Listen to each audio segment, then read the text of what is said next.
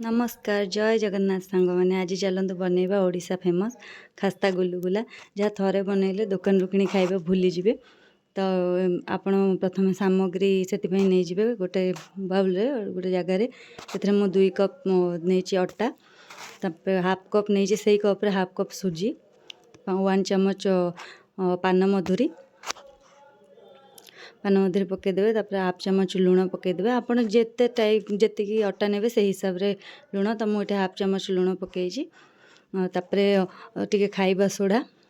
टे भल खास्तार भल लगे लुण खाइबा सोडा देदेवे खाइबा सोडा दे सारिकी टे पानी देकी भलसे गोलैदेवे भलसे गोलैदेला से पकईदेवे पानी देकी भलसे गोलैदेवे सी टे गोलै सारापर आपन टे तेल देदेवे 1 चमच खंडे तेल देदेवे से तेल दे सारिकी तापर गुंड चीनी से कप रे से सामान कप रे हाफ चमच गुंड चीनी तो मुझे गुंड चीनी नहीं नथली गोटा चीनी देती आपन गुंड चीनी पकेबे बहुत भल हम तो गुंड चीनी देदेवे ताको भलसे टिके चकुटिके रखिदेवे आउ टिके पुणी भलसे चकुटी सारिकी आउ टिके तेल पकईदेवे माने आउ 1 चमच तेल देदेवे तादेरे भलसे चकुटी देवे जंदी बेसी नरम होबनी तो ताको 10-15 मिनट एंती घोड़े रखिदेवे तापर कड़ाई रे तेल गरम करेंगे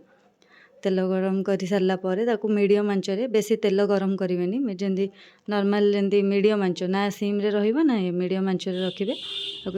तापर गुला गुला करके जमती अटा गुला करती सेमती अटा गुला करके छाणिबे हाथ में तेल लगेदेवे तेल बेसी तातीबनी तो छाणिबे तो जमती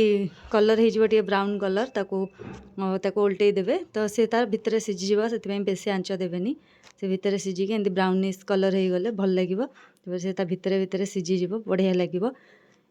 एमती ब्राउन कलर हो गले बेसी माने गाढ़ा कलर टी करेंगे एमती रेड रेड जमती देखा ताको एमती छाणीदेवे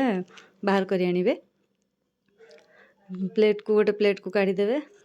तब काढ़ीदेला देखिए आपको खाइबे देखिए जमी दुकान भाई खास्ता गुलुगुला आपको गुगुनी सांगे खाइले बहुत ही भल लगे आपन को जदि भल लगे तो बनइबे एमती घर बनईकी देखंतु बहुत ही भल लगे तापर घुगुनी रे खाईदेवे खाली खाई परिबे खाली भी खाई परिबे घुगुनी रे खाइले बेसी भल लगे जदि आपन को वीडियो भल लगी मो रेसिपी तो please like share and subscribe करने भूलिबेनी। जय जगन्नाथ।